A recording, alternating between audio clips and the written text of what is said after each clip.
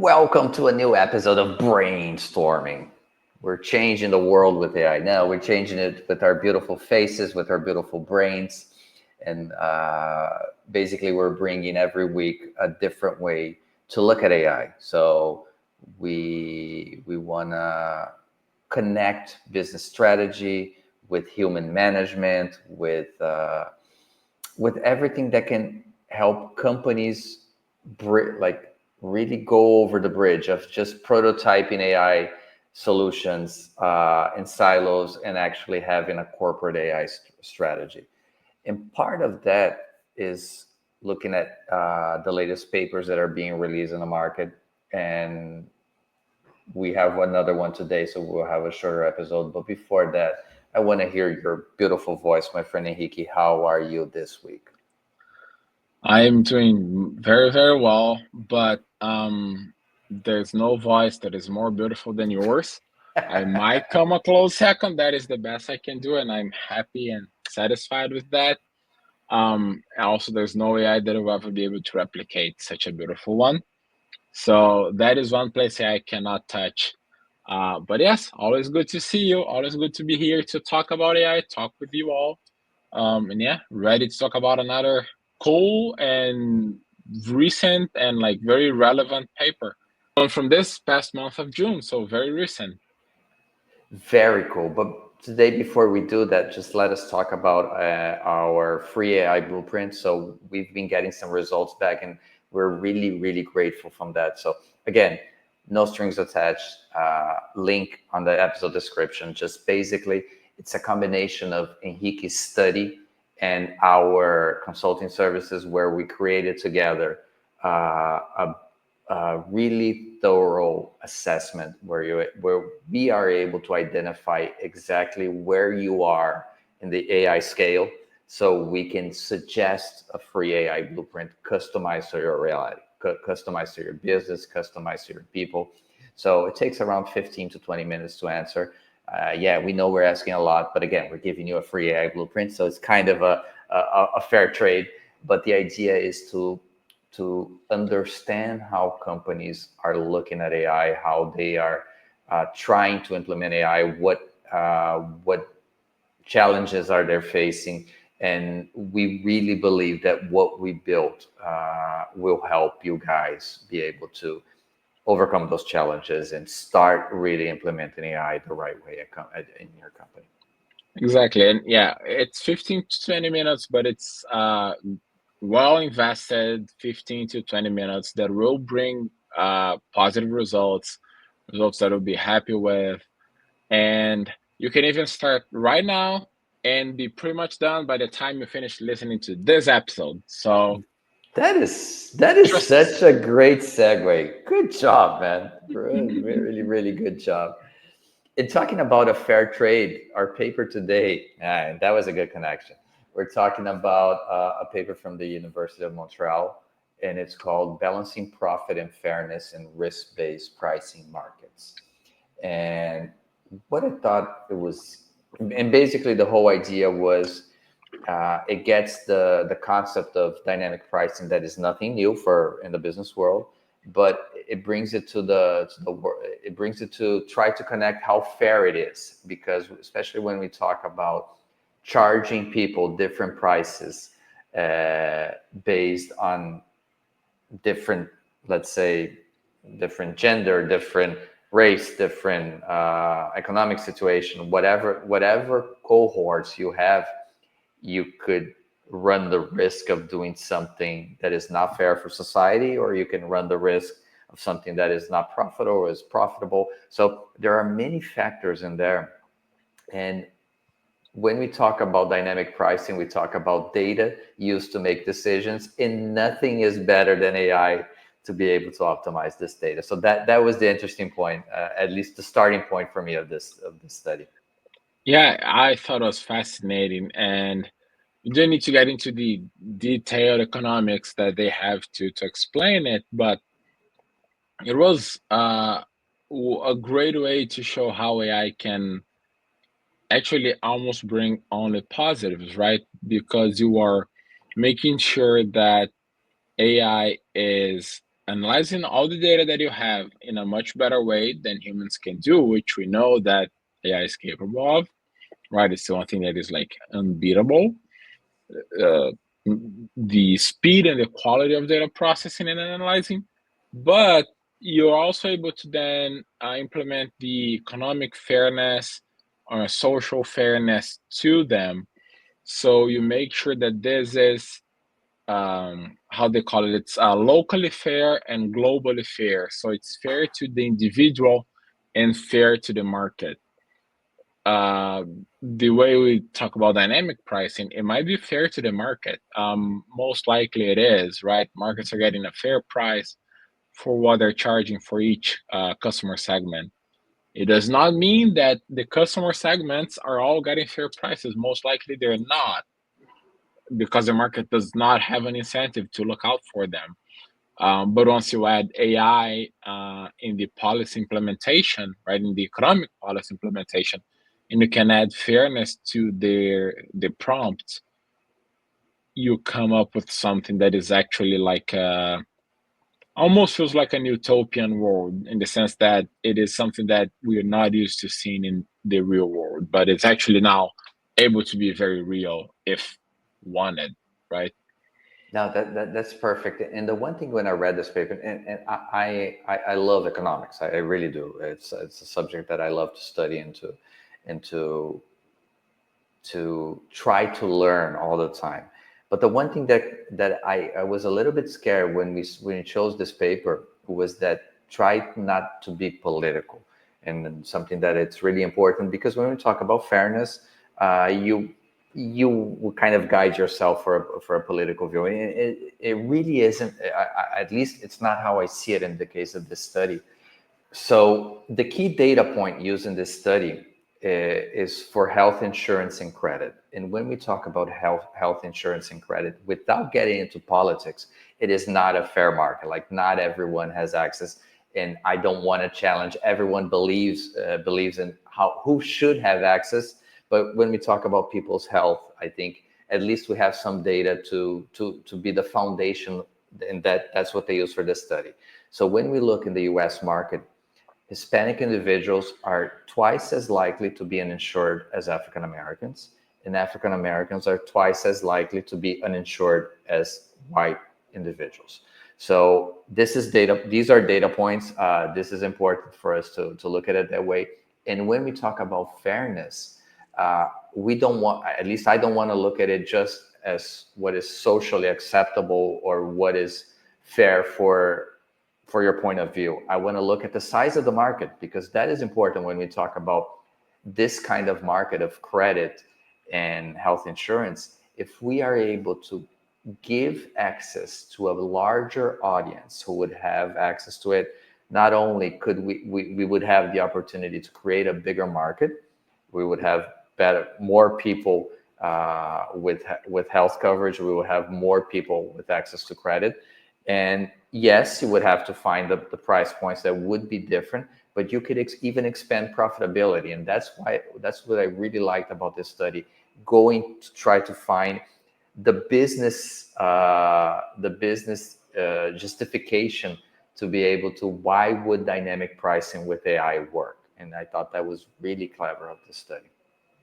I agree. And one thing that is important to say, and we jumped into the study, but dynamic pricing for tickets for a concert is fine. I mean, you probably shouldn't discriminate on social segment or gender or race anyway. But doing the dynamic pricing based on demand for a concert or something like that is fine. Doing it for healthcare, well, you can't really leave people out of it, or what is almost like a racial profiling rather of cutting a specific segment out of it. But anyway, that's just a quick step back before going back in. As you said, one other thing that I liked is that the way they did it is to create a win-win equilibrium, which means not looking just at they look at they call it maximizing social welfare. Yes. But to me, when you think about social welfare, you think just about the welfare of the population. But what they do is combine the social, like the social part of it with the market fairness. So what they call social welfare is not what at least I would immediately think about as social welfare, which is just making sure it's fair for the population. It's fair for the people, for the market, and they include total net profit. So people profit from it, individuals, and the market profits from it.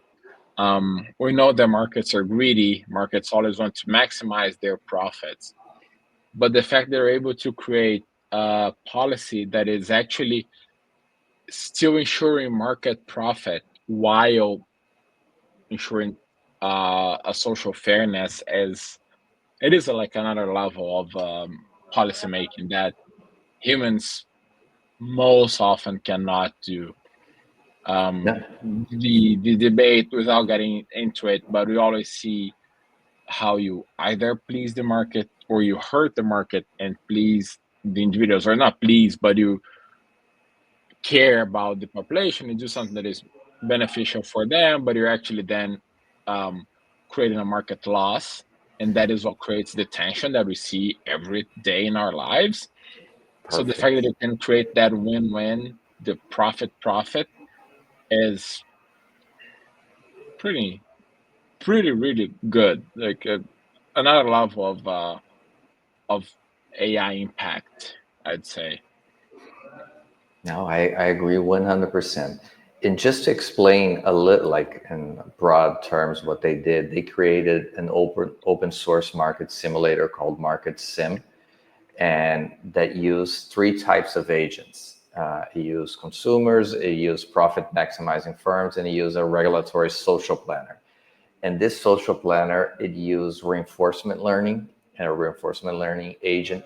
And basically what that means when we talk about reinforcement learning, that is something that I would not recommend for uh, whoever is starting with AI, because it is really complicated. It really is, but it gives you the opportunity to create scenarios, learn the results of those scenarios, apply different, try a different approach, learn. So it tries many interactions with the data until it finds the perfect market equilibrium. So it is perfect for that. It is And perfect for that. yeah, it requires a lot of human expertise behind that, both on AI and on the topic, Yes. right? I mean, that is true for a lot of the AI work, but specifically this, as you said, you need to know a lot about the economic part of it, and you need to know a lot about how to do reinforcement learning in a way that is not biasing AI, let's say.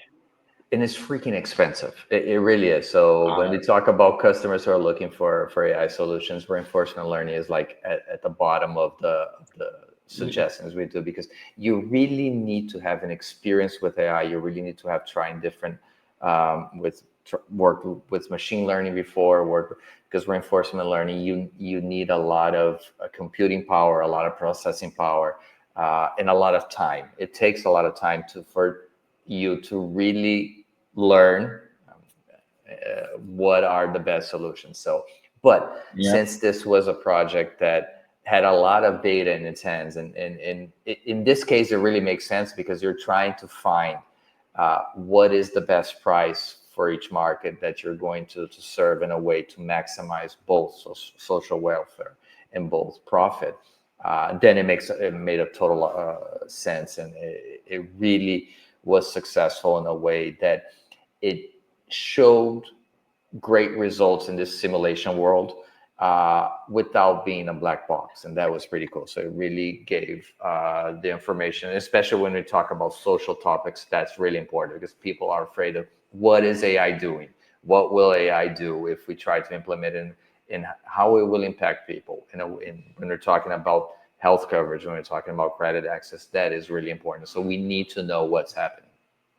Exactly. And speaking of results, they tested this model both on health insurance and on consumer credit, access to credit, and they saw an increase of 11% in social welfare over the free market, unregulated free market model, and 10% over the linear tax policy model. so like a more, I guess, closely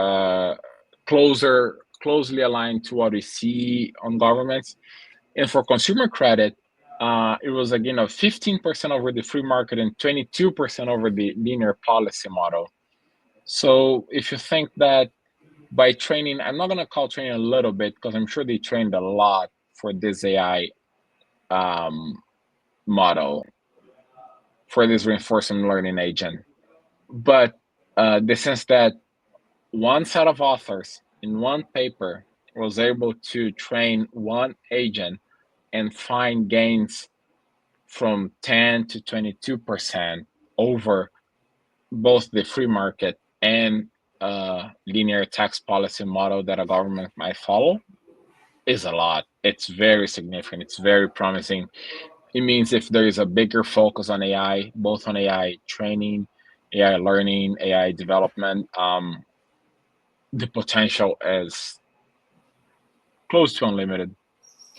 I know I'm dreaming here because it will never happen. And I'm sorry to be Debbie Downer here, but if you think about it, especially when we talk about public policies and we talk about a divided country and the divided world, come on, most countries are divided this way. Yeah, If both sides of the aisle would accept the simulation of scenarios using data and AI to be able to map what the best solution would be, look how much we could evolve in public policy. exactly.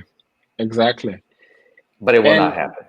it will not happen. But the other thing that is interesting to me in that sense is if you look at the gains and the percentages, it implies that a linear policy model, so a governmental policy model, and a free market model for health insurance are almost equal because they gain almost the same. So they're almost the same, which means for as much as governments try to regulate the market and try to create policies that allegedly are beneficial to customers, what they're doing is just the same as letting the market regulate itself. And I'm not advocating for letting the market regulate itself.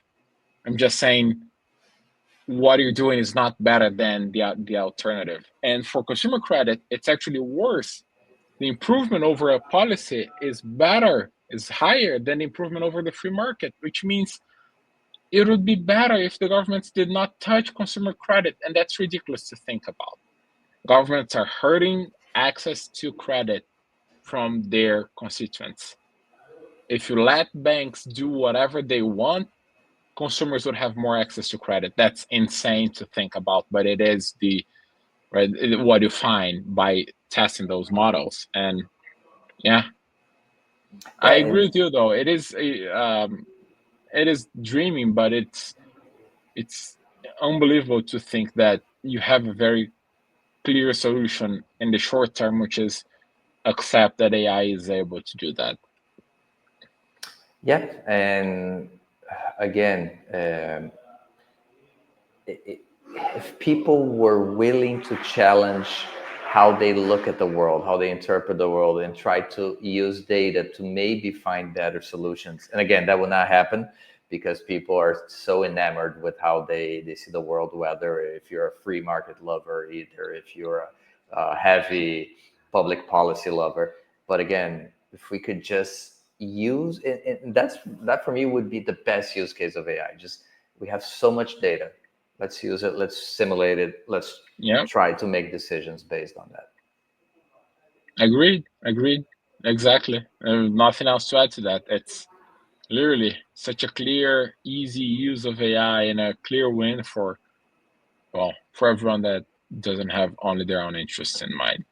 And of course, I have to make the joke. Of course, the study that shows the benefits of using AI to have access to healthcare has to come from Canada because they know how great it is to have access to healthcare, while the US, let's say that doesn't have the best model, but hopefully Mark Cuban can start changing the world with his work. And again, not bringing this to politics, but one thing, how incredible it is that one guy against the system. And I know he has profit in mind too, and of course he has with his business, what he's doing with access to generic medicine. But it's incredible the work Like he just is putting all his effort into that, and I really admire him for that. Yeah, I agree. I agree. He could have just stayed as the owner of the Dallas Mavericks, and he decided to switch gears and switch topics and actually do He, something that is more beneficial to the whole country. Maybe not for Dallas, but for the rest of the country, it is. yeah, Dallas has Cooper Flag. They got Yeah, lucky they'll be again. fine now. Great job, my friend. Great job. I really love this paper. Again, we'll Same. also link the paper in the episode description.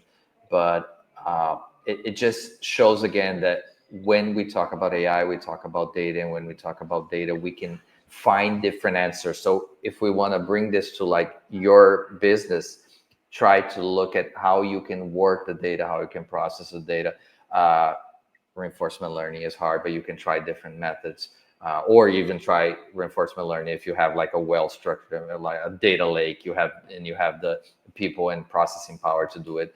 But try to find answers and try to find better ways to do things with data and AI. Exactly. Exactly. Nothing else to add again. You're the closer. You're clearly the closer of this team, this duo. Um, I'm the so pepper yes, bone. I'm the pepper bone. exactly. You're Chapman. Yes, I am. Great job, guys. So see you next week. We'll be back with a full episode next week. Again, we're going to continue in this. For now, Hiki and I discussed a little bit. We're liking the feedback we're receiving from this, like doing a shorter episode one week, a longer episode the next week. For now, we're going to maintain it that way. But if you like it or if you don't like it, just give us your feedback. And of course, subscribe to the channel, like the video, do whatever you want to do. Yes, please. Hit the like button, the subscribe button, all the buttons you can see except for the dislike one. Don't hit the dislike one, please. No, not that. Not that. Share, comment, everything else. Yes, do it. Very cool. Thanks, my friend. Thanks, everyone, for Thank being with you. us for another week. See you next week.